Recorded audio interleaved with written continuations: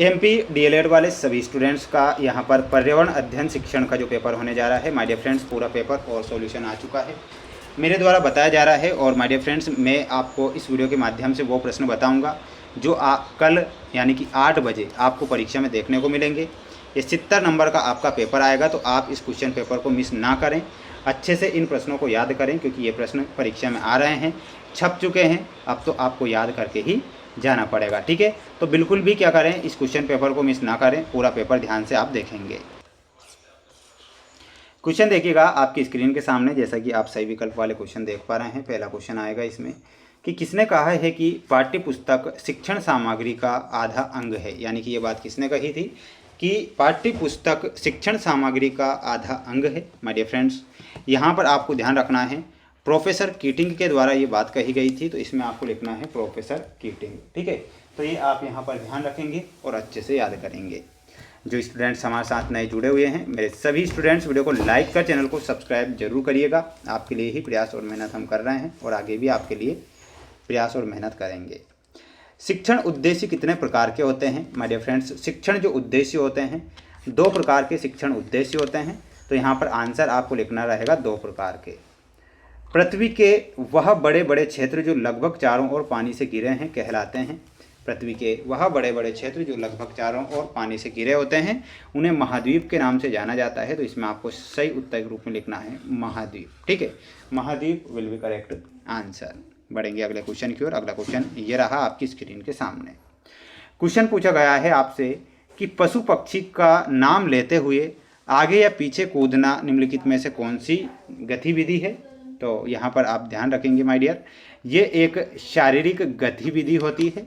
यहाँ पर ध्यान रखना है, पशु पक्षी का नाम लेते हुए आगे या पीछे कूदना ये शारीरिक गतिविधि होती है। पर्यावरण अध्ययन में शिक्षक का व्यावसायिक गुण क्या है? तो पर्यावरण अध्ययन में शिक्षक का जो व्यावसायिक गुण होता है वो विषय का गहन ज्ञान जो होता है, ये आप यहाँ पर करेक्ट करेंगे। तो विषय का गहन ज्ञान विल बी करेक्ट आंसर। बढ़ेंगे अगले क्वेश्चन की ओर। माय डियर फ्रेंड्स, सभी स्टूडेंट्स पूरा पेपर देखें। चैनल पर नए हैं तो सभी स्टूडेंट्स को कर लेना है चैनल को सब्सक्राइब, क्योंकि हम आपके लिए सभी विषय के पेपर लेकर आ रहे हैं और परीक्षाओं में पेपर छप रहे हैं। फ्लैश कार्ड का आकार होना चाहिए, तो फ्लैश कार्ड का आकार कितना होना चाहिए? तो इसमें लिखना है 22 × 28, या फिर आप एक और लिख सकते हैं 10 × 12, यानी कि फ्लैश कार्ड के आकार पर वो निर्भर करता है। हालांकि वहाँ आकार नहीं दिया है, तो ये आप लिख सकते हैं। व्हीलर द्वारा प्रस्तावित मुख्य मानदंड है, तो वो क्या हो जाएगा? क्रमबद्धता हो जाएगा। तो यहाँ पर आंसर हो जाएगा आपका क्रमबद्धता। अगला है पाठ्य योजना की पंचपदी प्रणाली की है, तो ये जो प्रणाली है ये हर्बर्ट की है, तो इसमें आपको हर्बर्ट लिखना है।